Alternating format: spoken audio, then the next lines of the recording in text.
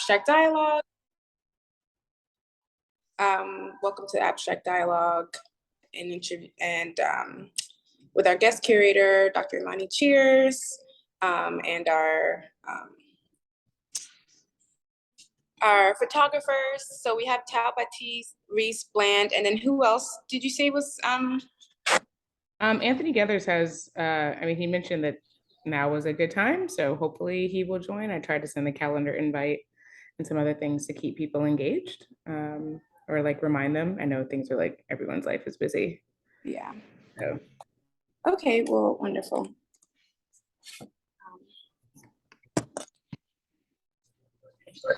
You said you wanted to give him a few more minutes, right, to trickle in? We can. We can go ahead and get started. And if he joins us, then fantastic. Just a question. How is the light here? Am I bright enough? I'm not in my usual Zoom space, so yeah. I'm at my office. Good enough? Can you see well enough, or do we need more light? If you do want to adjust it a little bit, what I would say is tilt the brim of your cap up just a little bit so it catches more light to your face. Yeah, just trying. Might come off. It's okay. Yeah. Edit, Right. make sure that the video, that it's bright. But we can see your face. It's definitely not obstructed. All right. Thank you. Okay. So we can start. Welcome everybody.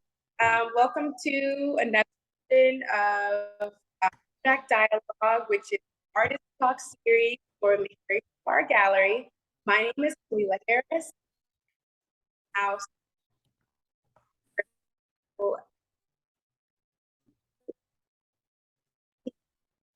Our wonderful and beautiful space that focuses on Black artists and artists of the African diaspora, highlighting particularly Black women. And our goal is really to just uplift narratives, positive, beautiful, sophisticated, rich and complex narratives, Blackness, Black life, art, and we're just happy to have you all back for this current and beautiful exhibition, Framing Fatherhood, Attentive Affection, curated by the amazing Dr. Imani Cheers. So tonight we have Reese Bland, Battice, the Gators, and we still really look forward to this conversation. So I'm gonna pass it over to Dr. Cheers. Get started, introduce yourself. Excellent. Thanks everyone. Thank you so much for joining us. Really grateful to be here and share this space with two of my favorite content creators, image capturers, and just all around storytellers. My name is Imani Cheers, and I'm a cultural curator, as well as a digital storyteller, currently on faculty at George Washington University here in Washington, DC. It's really an honor to share space and have a conversation that I'm going to lead and then honestly be quiet, because we're here to learn more about the amazing photographers and artists who have contributed their work and their perspectives around the theme of framing fatherhood. Our current vignette, which is called Attentive Affection, is a really intimate look at the way in which Black men interact with their children and the introspective moments, the intimacy that is oftentimes overlooked in mainstream media, but we are intentionally celebrating with the work that we do, the current exhibition, and where we continue to move forward. So I'll turn it over to my amazing colleagues and let them introduce themselves this evening. Thank you for having us. Tal, I'll let you go first. Seniority, Reese. Right, so good evening. Such a pleasure to be here. I am Tao Battice. What do? I make images. The other thing I do is I teach at City University in New York City. I do teach photography from time to time, but photography has been a very personal journey for me. in my photography, I seek to highlight aspects of the African diaspora, particularly that I think are ignored. So, my antagonisms, I go looking into those and as a way of investigating them. So I do a sort of visual ethnography where I make long form portraits. So I work on a particular series over a period of time, sometimes years. And I interview all the participants also as a collection, hopefully for book work and for exhibit for sure. So it's really such a pleasure to be here. And for my part, my name is Reese Bland. I reside in Washington, D.C., out of so many different places, but I call Pittsburgh home. I describe myself as a visual documentarian, and my work, as far as the way I see it, is a visual celebration of everyday Black excellence. So, what I do is I focus on the stories behind what you see, in everyday Black life. I like to capture moments as they come, and the truth in those moments, whether it be a protest, a party, or just two people sitting together watching. Oh, of course, this is my time. Of course, my niece calls me right now, so I'll hit her back later. But of course, when Imani hit me up to be a part of this exhibit and a part of this movement with Framing Fatherhood, and also just the stories of Black boys becoming men, then I jumped at it because I love to see that journey that people take, and documenting parts of it along the way.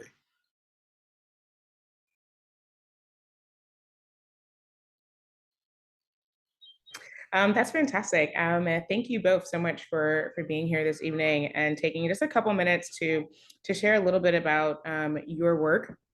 My first question for the two of you really goes back to something that we actually talked about at our initial opening. So I want to share with the audience that Framing Fatherhood, Attentive Affection, as I mentioned, is a vignette. So the original exhibition had 75 images, again, celebrating Black men and their relationships with their children. But that was at the Corcoran Gallery of Art, which is now currently the Corcoran School of Art and Design at George Washington University.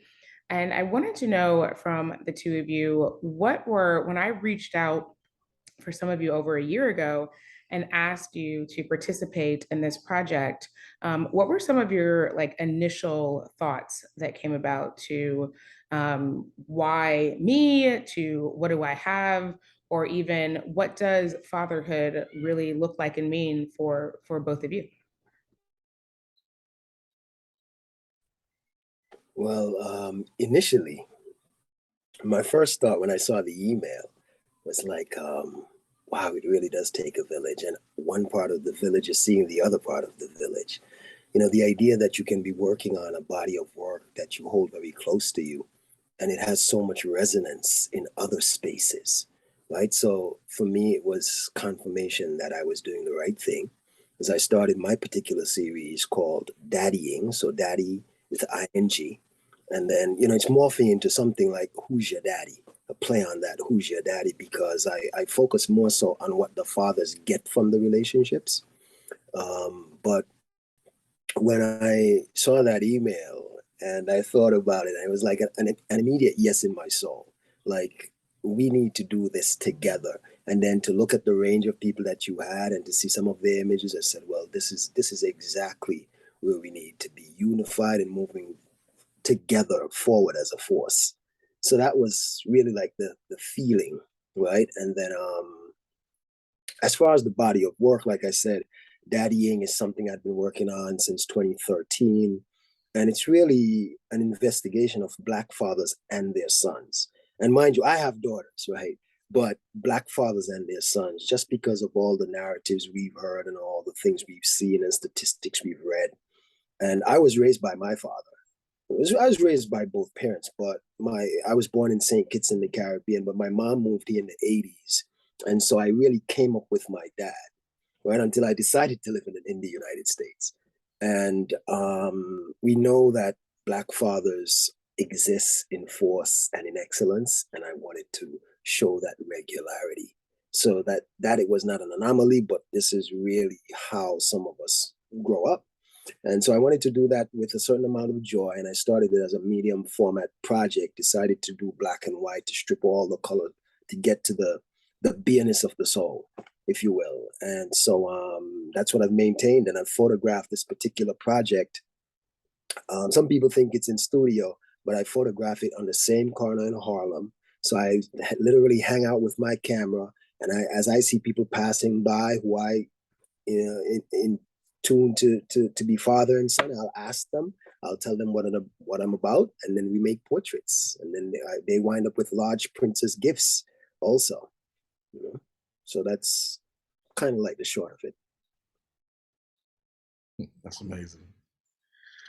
Let's see. So when I first got the email from Imani, peeling back the curtain a little bit, I've known Imani for years. Imani has been in my life since probably around 2003 or 4. So, and then I also have been there to witness Imani, through her stages of becoming a mother to her son Isaiah.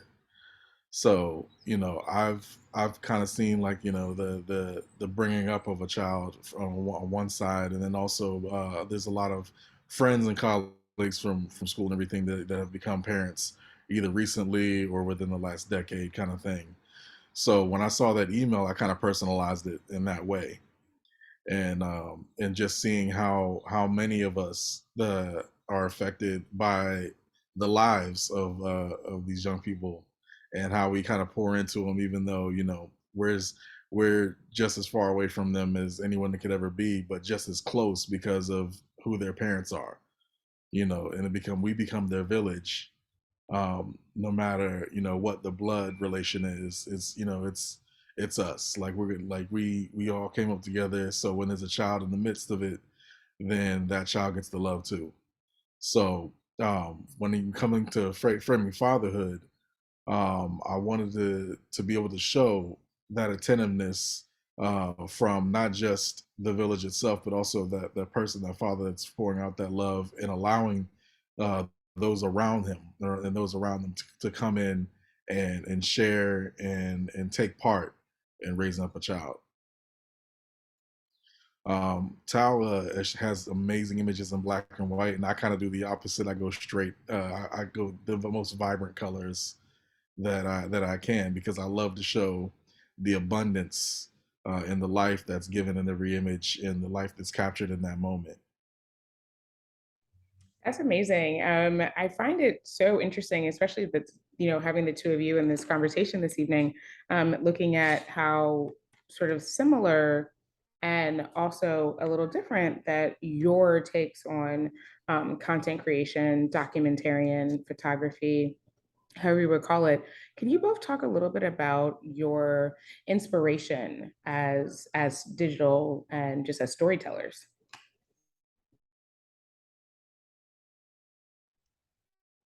Should I go way, way back? Well, a great part of it was like I always loved reading National Geographic. And I think that even like in the 90s, my real formation, I was like, I'm wondering why I'm drawn to magazines and so, there was a magazine called Vibe that I always imagined I could be the best reggae music writer for Vibe, but also make some images when that was around and really like popping. But I was wondering why I was continuously drawn to, as much as I read like big books and I teach that sort of stuff at the university, I was wondering why I was like continuously drawn to like magazines, like things with images in them, and particular things with Black people in them. And I realized that I love to see Black people looking good, and I suppose that's part of the medicine against all the things we've been taught for years and years and years, and inculcated certain things about like the African diaspora. And so I think that once I started getting serious about imagery, I mean, there's a couple old German photographers. Because I used to look at a lot of like historical images, so images out of Brazil, which I'm really getting to now. But in the present, more present, I would say that I like the work of Irving Penn. He did like a worker series, people of all races, but the straightforwardness of them.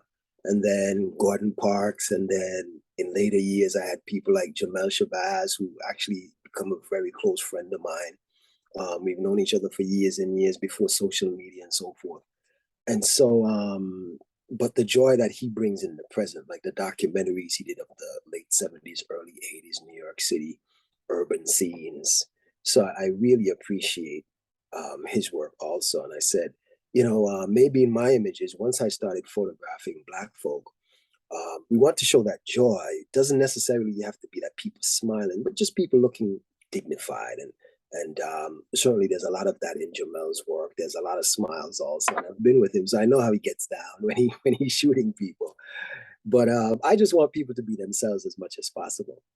And an image that stands the test of time, but an image that is a document to the fullness, the spirit of the person. So I think that when I do my when I do my photo assignments, I look for that.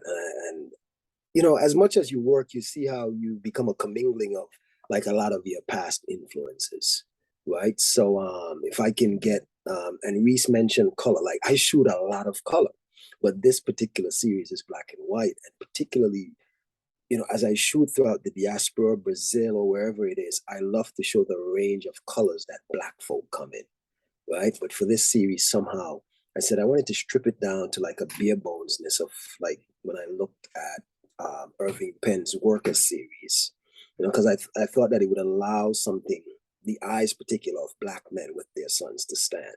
And so that's part of the influence and kind of how I work.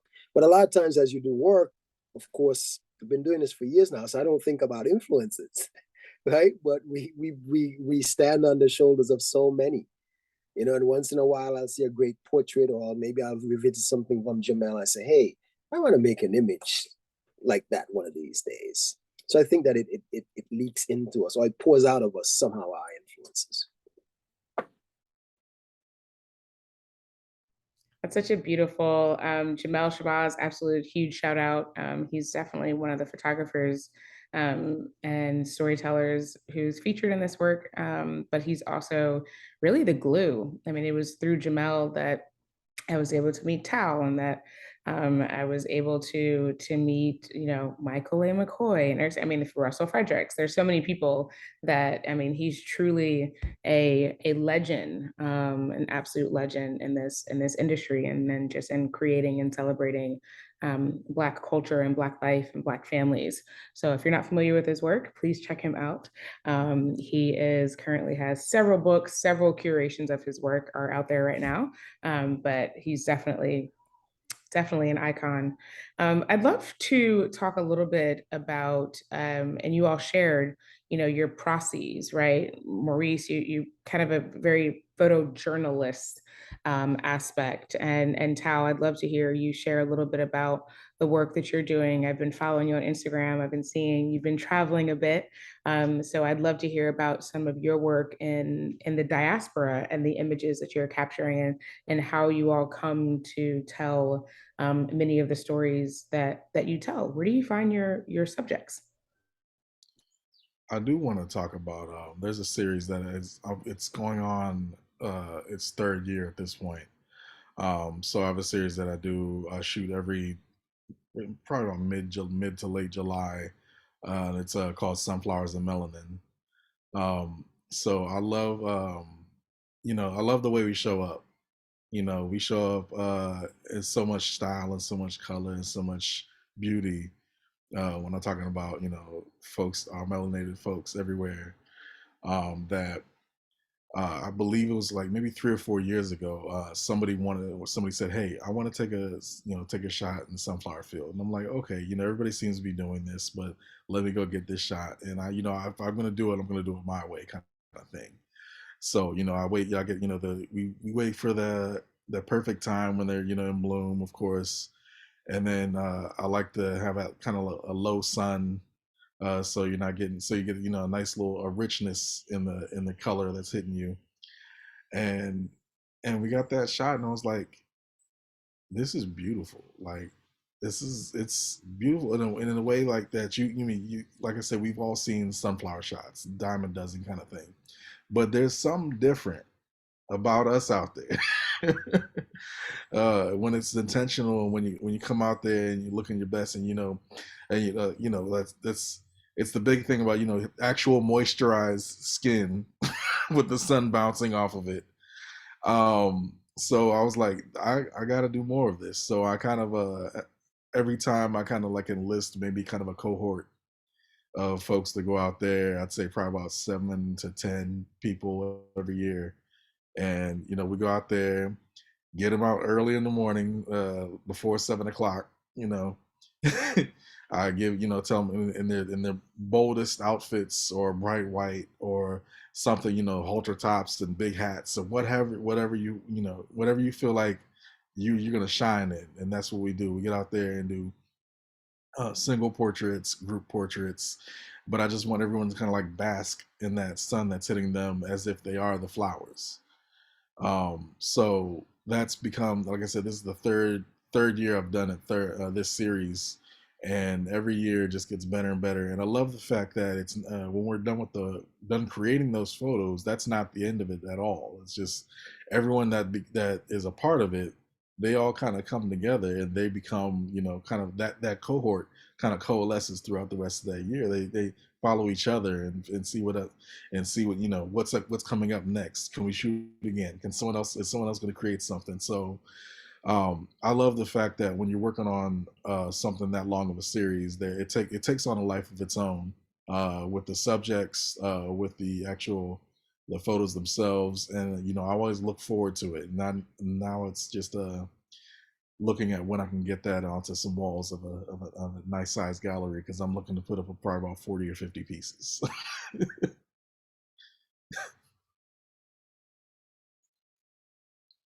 I love how you mentioned, Maurice, what started as, let me see, people have been doing this, right? Images in sunflower fields. I mean, it's gorgeous, but like you mentioned, it wasn't anything new. And you were able to really find a unique Black spin on it, right? How can this be something that is celebrated, and the richness of this in an African diasporic content? I think that's really indicative of a lot of the work that you do. Is that fair? Yeah, I love that. Awesome, fantastic. And Tao, yeah, because you're also doing a lot of really powerful work, and being from the Caribbean, and St. Kitts and Nevis is probably one of my favorite places. I went to Juve, or I was there for Juve a couple of years ago, and it was an absolutely epic experience. I haven't done Carnival yet in Trinidad. It's on my bucket list. But that was a really pivotal moment in my life, because just an absolute celebration of life and culture and beauty, in a way that was not commercialized, and it was so authentic and genuine. So I love the work that you're doing. If I'm not mistaken, you were recently in Brazil. Yes. And Yeah. was that for work, or was that pleasure? Is that a little bit of both? A little vacation, hopefully?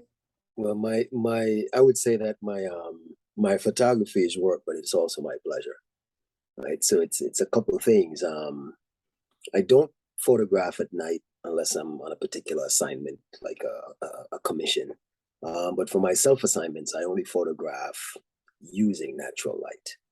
And so it's also a good regime for me to relax. Also, I can relax in the evening times only.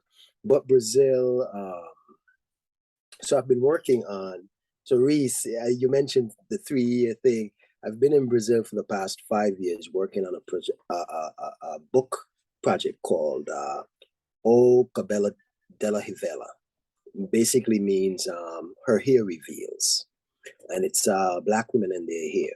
So we use hair as the entry point for a multiplicity of conversations. You can imagine, right? So to date, I've photographed 160 women in 8 different cities in Brazil.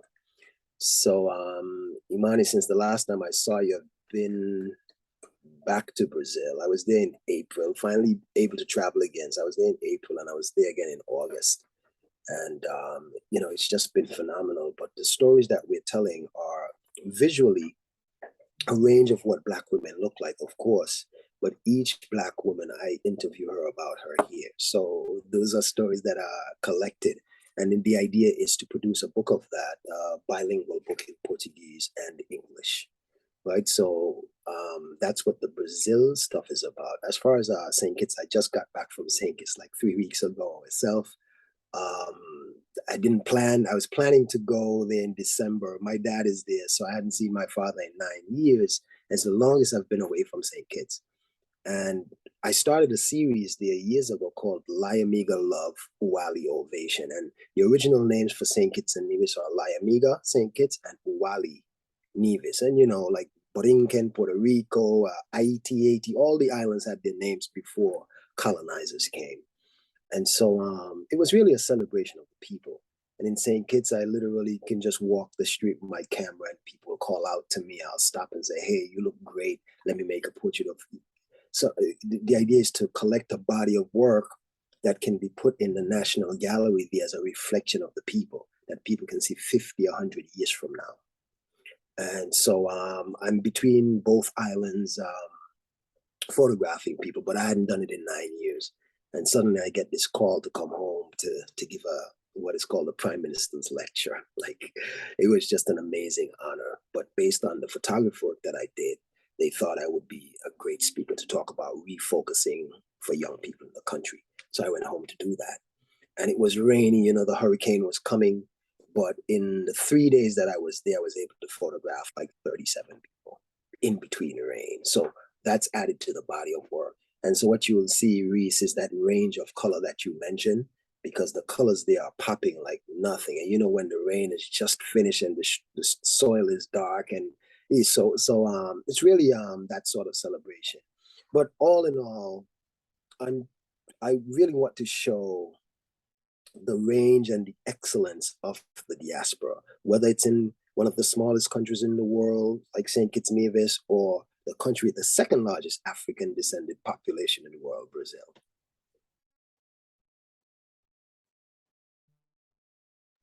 I think that's so powerful. I mean, acknowledging again that not only the pre-colonial existence, which I'm teaching a class right now on race and representation, and I always have to remind my students that colonizers came to these regions and, of course, identified and acknowledged that there were people living there. They just didn't have the general respect for those, and through a series of, whether it be a violent genocide or what I like to call the slow genocide of just influencing disease and then just the killing out of communities and cultures. But as you mentioned, so many of these nations were filled with millions of people, establishing millions of traditions and cultural influences. And so I think it's really powerful. And I've been trying to do a lot of the work. We're really kind of drawing many of those connections and drawing the connections from whether it be West Africa to Brazil, or when I look at, I study a lot of the Garifuna people coming from Saint Vincent, and who are in what is now Honduras and Belize, but all having a very significant connection to West Africa, which I think is really powerful. So I love what both of you are doing. This is amazing. I will say, Ms. Harris-Clea, if you also have questions, because the three of us could sit here and talk forever, but if there are specific questions that you also think that your audience might want to know, and some things that are kind of very unique to the gallery, please jump in there for us. But gentlemen, I would love, even kind of, moving forward, we live in a time and a space where I feel like there's a true appreciation and for Black art, Black culture, Black representation. I would love to know for both of you, do you think that, has this always been a case in mainstream media, a celebration of Black culture and Black music and art? I used to a quote that's like, mainstream culture loves our rhythm but doesn't want to hear our blues, right? Or they love to listen to Black music and appropriate Black culture, but don't want to actually stand up for aspects of equality within Black communities and Black change. As content creators, what have you all seen in your work from when you started and currently where you are both in your careers? I mean, I completely agree with the sentiment that I mean, Black art, Black culture, Black music, Black everything has always been the thing leading mainstream in whatever direction they're going, as long as they can find a way to buy into it and make money off of it.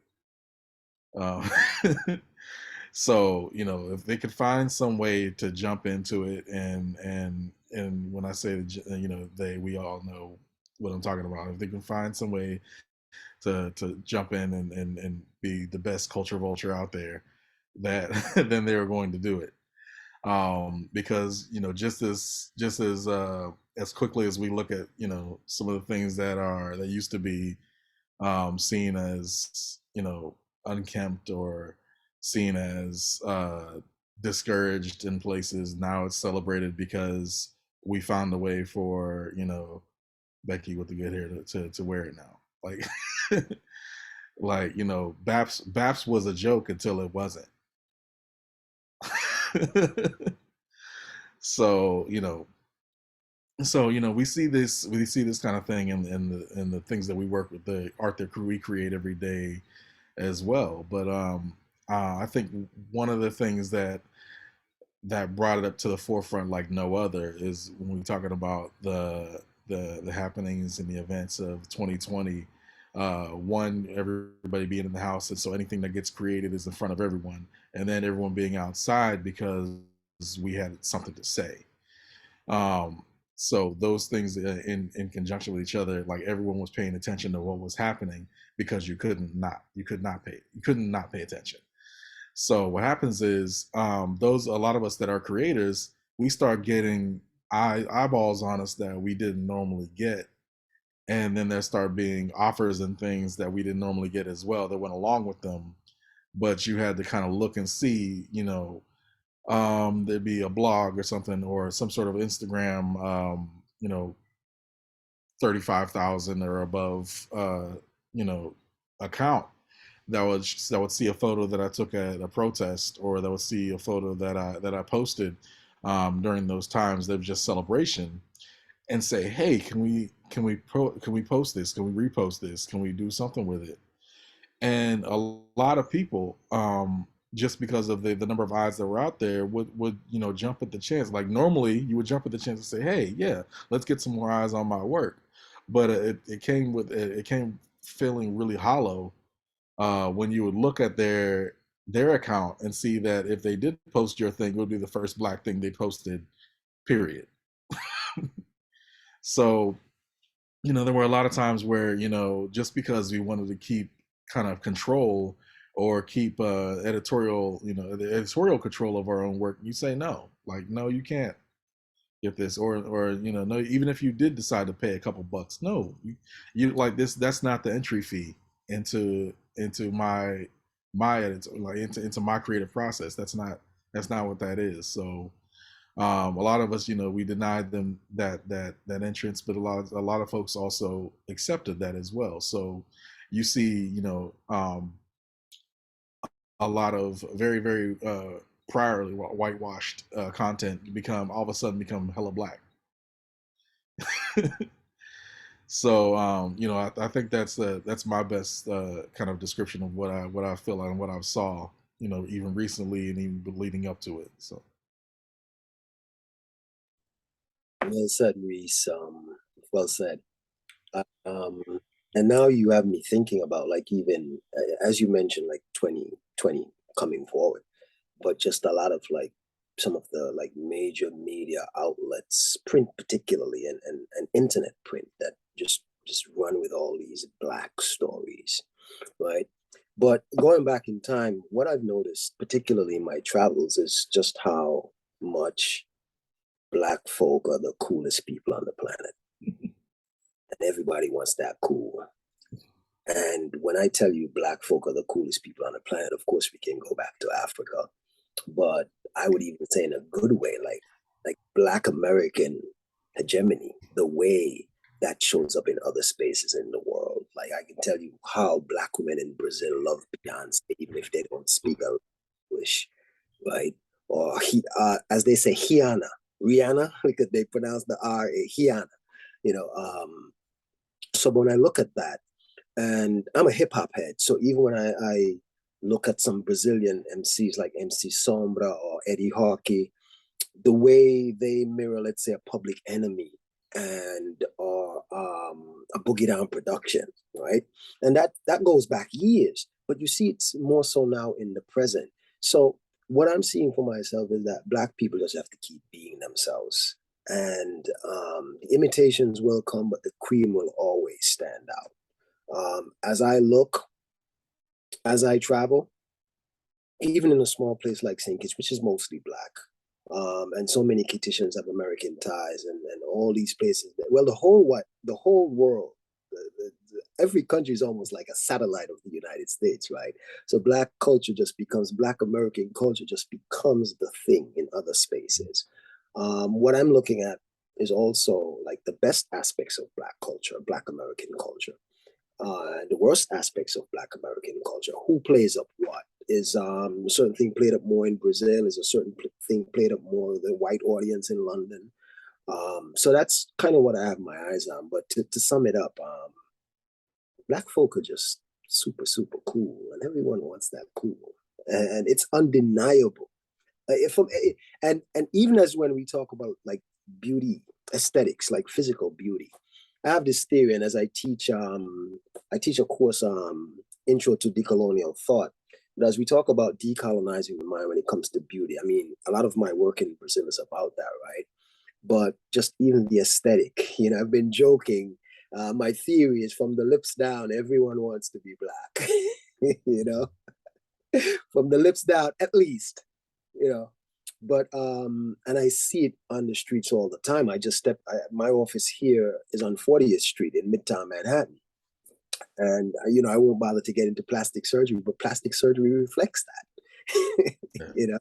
And there's just so many ways. So we talk about the cool of the physical beauty, the cool of the diddy bop, the cool of the music, the cool of the photography, the cool of the melanin. I mean, it's just undeniable. And I think what's happening, Imani, is that more and more of the world has seen the undeniability of what a lot of people call Black magic, and but it's really, we are this kind of like centrifugal force in the earth, right?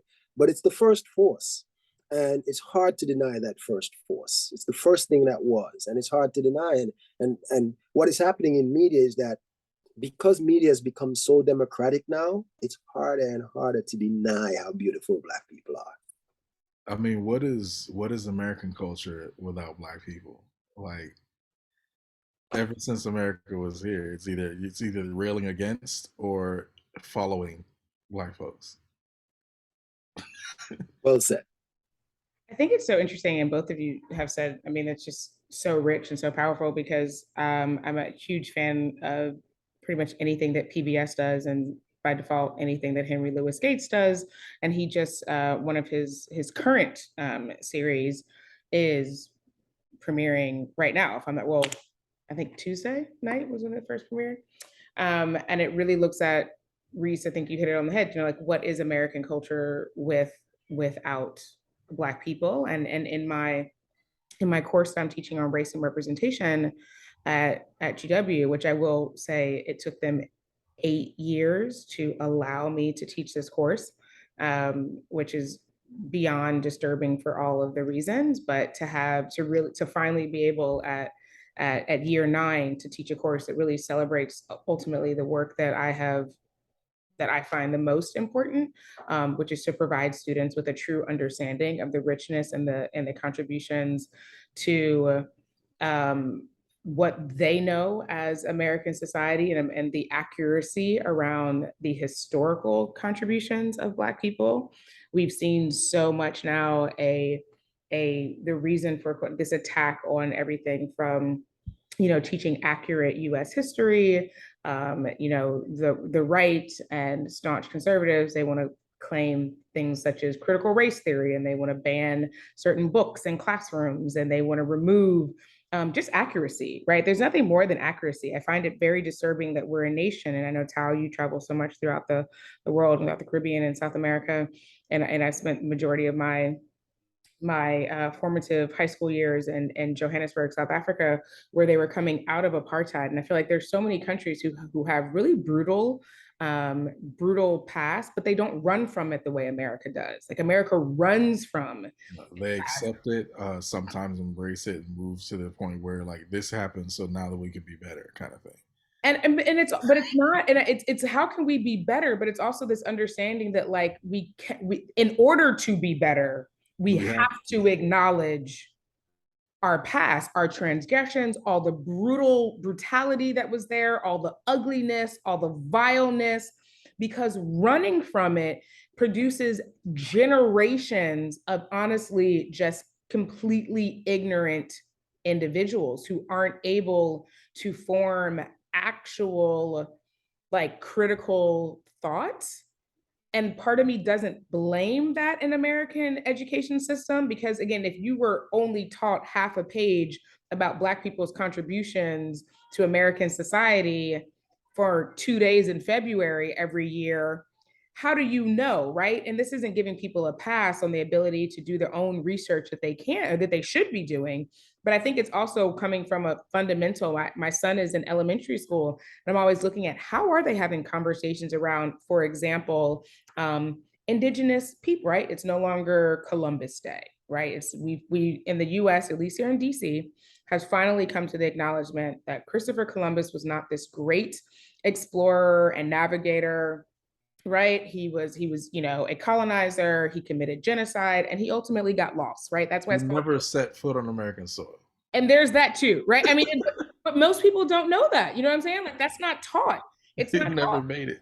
He never made it here. It's what is taught in elementary, middle, and high schools, like I said, is that he's this great navigator and explorer. And it's just not true. So I'm so grateful, you know, now that children are off, they're out of school today, tomorrow, and Monday for Indigenous people. But now we're having, and I asked his teacher, what are the conversations that you're having around actual knowledge about Native people in this country and the actual history about, you know, the people's land, the Indigenous people's land that currently DC sits upon, and how are we engaging? And I feel like it's so important in the work that both of you do is really about historical accuracy, right? And it's so much of what we don't see in traditional educational settings, from elementary all the way up through, you know, the university level where I am.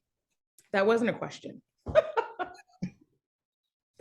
It wasn't a question, but I would love to know, even if for both of you thinking about your educational backgrounds, when did you first learn that Christopher Columbus did not, quote unquote, discover America? Or when did you first learn that there were more people than just Martin Luther King Jr., Rosa Parks, and like Malcolm X in the civil rights movement? Well, just to throw it out there, and I think you've been privy to this information before. I went to an alarming number of different schools, even prior to getting to college. Including college, I went to 17 different schools. So with most of them being public schools, I guess, yeah, all of them being public schools. The only private school I went to was college. And the other ones being a mix of, you know, public schools in different in states and counties and things, and then also the Department of Defense dependent schools that you go to as a military brat. So I kind of came up with seeing so many different versions of some of the same stories that, you know, there had to be something behind some of these. So, you know, when it came times, like I was one of the kids that I was always in the library. In fact, one of the I was my mother made fun of me because we had moved from one school to another, and I forgot to return some of the library books, and she was like, "They're gonna follow you for the rest of your life now." So I had like a good number of library books out from one school, and just never went back to that school anyway. So, you know, hopefully they don't find this and find me. But I was always kind of like, you know, reading beyond what was there in front of us, kind of thing. So by the time I got to college, and you know, there was kind of a really welcome aspect in having these questions and seeking out the truth in these things. That was already kind of like, I was ready for that. So when the knowledge was there and was presented, then it was like, okay, yeah, this makes more sense than what we've been told in so many different ways and so many different stories. And what feels like they had been trying to be, they were trying to inundate us with, these kind of the false facts of America for quite some time. So. Well, in my instance, because I was my primary education, as they call it, was like, it's a double play on, primary education. But the first place I was educated formally was in St. Kitts, and St. Kitts is really a short form of St. Christopher, right? So the idea was that he actually set foot on the place and loved it so much, hence the name. And Nevis, it comes from the word Nieves, the snows of Spain, some mountain in Spain or something like that. Thought that Nevis looked like that, the clouds around the center of the island. So, we got the sense that Christopher Columbus stopped by, right? But two things. I said formal education. A lot of my Caribbean history books back then up to when I was like in junior high school were written by like Trinidadian scholars and so forth. So I think that there was a different lens. And then also my father is a Rastaman. So coming up in the late 70s to the early 80s, I mean, Christopher Columbus was never someone that we were a fan of. I mean, Burning Spear, I think in 1980 put out a song called Christopher Columbus is a damn blasted liar. And it was a big hit, right? And then if you go back to 73, Bob Marley and the Wailers, Peter Tosh and lead vocals, you can't blame the youth. You tell the youth about Christopher Columbus and you said he was a very great man. So how can you blame the youth now when he becomes a criminal? Because you elevated those criminals. And so those were kind of like my lullabies growing up. So around me personally, there was always that, right? But then, of course, there's the bigger culture outside that seeks to venerate these guys. And I would say that seeds were planted in me early to kind of seek out what the truth was in terms of those kinds of things, right? Because a lot of the stuff just didn't add up. And then certainly when you come to the United States and you see the denial of certain stories, and you talk about things like critical race theory. Is it critical race theory? Or is it simply the truth of how some things happen and the admission of the truth of those things? And Imani, you make me think of, since you mentioned South Africa, you make me think of a long night's journey into day, right? And it seems like that's what America has to do, come out of that long night so it can come into the daylight of what the truth is. I mean, South Africa tried to do it with the Truth and Reconciliation Committee. You fess up for your crimes, talk about who you killed, and we'll absolve you, right? So, but America definitely needs to have that sort of reckoning. Like, how do we argue with the truth? It is what it is. I mean, can we just present it and know what we have to do with it in order to move forward? I know it, and it's one of the things that's always really frustrated me as a content creator, as an educator, is the constant, as I mentioned, sort of pushback around just facts, right? And I'm constantly alarmed every day where there is, we live in a country where this notion of quote unquote alternative facts, and this is everything from historical representation, the accurate historical representation of US history to whether or not COVID-19 was actually real, right? I mean, there's like some basic things where I'm like, are we still sitting around like debating, if slavery was fun? Or if COVID, like, it's just one of those things again where I feel like, I mean, education is critical, right? Critical thinking, being able to process and decipher information in a critical way, making sure that the information you're receiving is accurate and informative is something that I'm constantly disturbed by. And even kind of looping us back to the representation of Black men and their children. There was a report that I saw, one of my favorite groups that I follow on Instagram, the Dad Gang. If you're not following them, you absolutely should, because I just love the work that they do. They're based out of New York, but they, they were highlighting a recent study that shows that Black men are the most engaged demographic in their children's lives. Like out of white men, out of Hispanic men, out of Asian men, out of any other racial demographic, Black men are the most engaged. And when I saw that, it started me wondering, well, where did this notion that they are not? I've known that they've been involved and engaged. I know these things, most people I talk to, but there was this, like, there's been for decades this long, this stereotype that Black men are not. And that even goes back to why launching this entire project, right? Well, And what you highlight. Go ahead. There's a very quick and easy way to point some of that finger. Is it's really easy to call Black men out of their children's lives when you take them out via targeted, drug enforcement.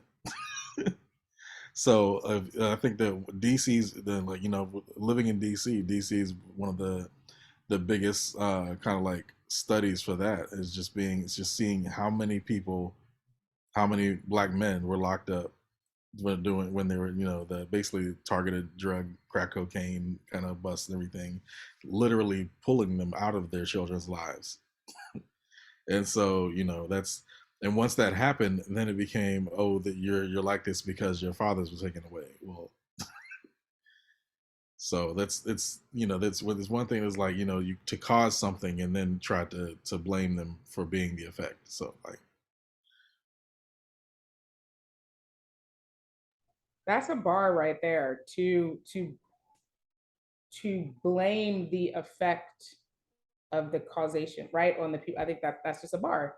I mean, you're right. I mean, we can go back again, understanding the actual history of the United States, right? The intentionality of removing Black men from the forcible removal of Black men from the home, then to turn around and spin that narrative of Black men aren't engaged in their families, they abandon their children, et cetera, et cetera. It was like, wait, that's not, like, it doesn't add up, right? Like, you're sitting there like, this, none of this adds up, which is part of the reason why this entire project is here. I want to be mindful of time. I would love to, if there are any, are there any questions that your audience might be interested in knowing that we haven't asked or haven't discussed? I'm not sure if there are any questions that they're particularly asking. No one has reached out to us with anything. And I think what we've focused on in the conversation has been pretty important, particularly this last part of the conversation. I've been made aware of this study as well, and I've heard about it for a couple years now. It's not brand new, unless they've done a new study.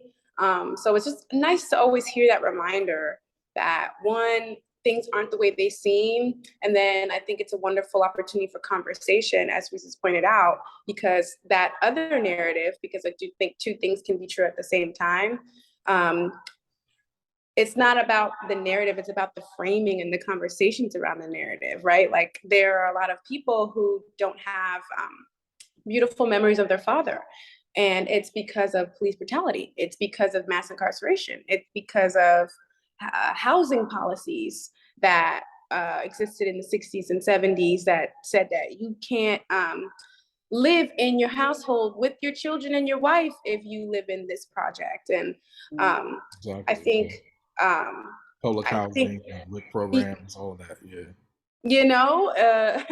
So I really, really, really am always happy I'm happy when people amplify this. I'm happy that this exhibition is a thing. I'm happy that this particular exhibition was a thing, because we need to see.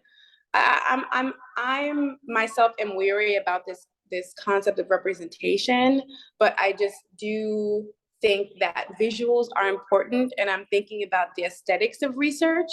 And right, so we have this study out now, and we have this exhibition out now that speaks to each other and that affirms one another. And I think that's important. And I think I'm just happy that this gallery space is as big as it is, and that it demanded a smaller amount of photographs. And I'm just thankful that Dr. Cheers decided that, hey, like let's focus on these shots, because it's wonderful. Even today, a young couple with a baby, a father and his wife with a baby on his chest, came in today to see the exhibition. They were just walking and they looked inside and they came and they saw. So it was wonderful to see a Black man who was like no older than 31 with his baby boy on his chest, watching, seeing him as he's like caressing the baby,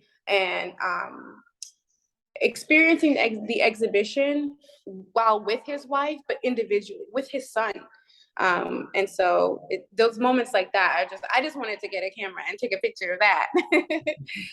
So I'm thankful for this exhibition. I'm thankful for the people I'm thankful for the opportunity to witness people experiencing this exhibition, and just how it exists as a reminder, not just about the past or the present, but about the opportunities that we as Black people have to continue to nuance that narrative of Black parenthood, Black motherhood, Black fatherhood in particular, and the possibilities that lie ahead for us as we navigate what that's going to look like.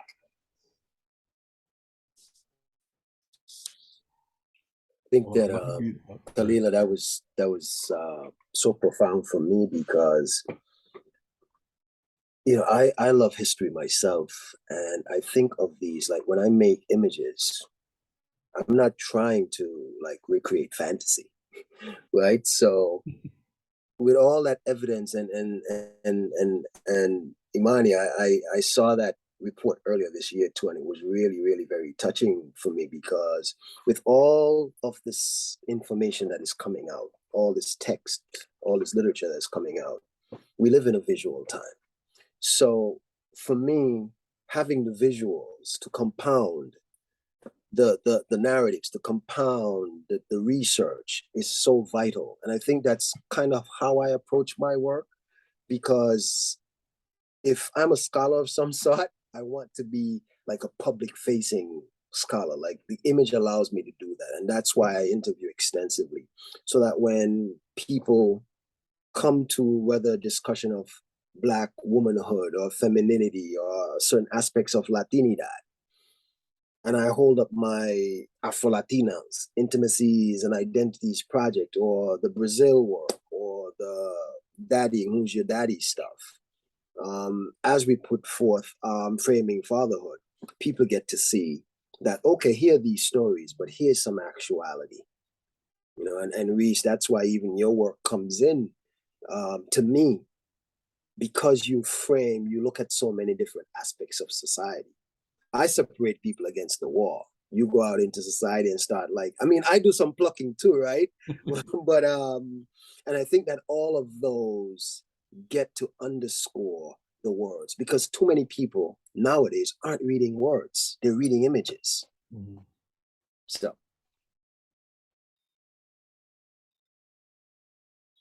And allow me to say just to thank you for having us on here to talk about this, and just it's an honor to share space on that on the wall over at the gallery, and especially share space with someone as dope and as talented, as thoughtful as you, Tao, and all the rest of the folks that we have in this collective. And I just hope to see it on very many more walls in the future and all over the world. We can keep pushing the narrative, keep pushing the information and the visuals that people need to see. So thanks for bringing this together, Imani. It's definitely been a highlight of my life. So I'm really grateful for all of you. Thank you so much for hosting us at the gallery. For those who are interested, we are going to be there for another couple of weeks. You don't have a lot of time. Actually, I think about another 10 days, actually. I think we're going to wrap up on October 16th, but please check us out. Please engage. I will say we have a very small number also of images, because there's 20 images at the gallery at the moment. And then we have another 7 images that are going to be up for display at Hotel Zena starting this weekend for Father-Daughter's Day. So Sunday is also Father-Daughter's Day. I'm not sure I don't know who makes these things up. I think it's Hallmark. I have no idea, but we go rock with it. So they reached out and asked. So check us out. There's so much more to come, but please stay tuned. Follow us. You can learn about all of these amazing photographers at our website, boyhood2manhood.com. So thanks for having us tonight. Yes, and again, thank you so much for being on this episode of Abstract Dialogue. Please be sure to like this video and subscribe to our YouTube channel for more artist talk videos to keep up with the gallery and everything that we have going on. And there will be more information on the artist, the exhibition, and the larger exhibition in the caption below. Thank you guys so much, and we'll see you next time.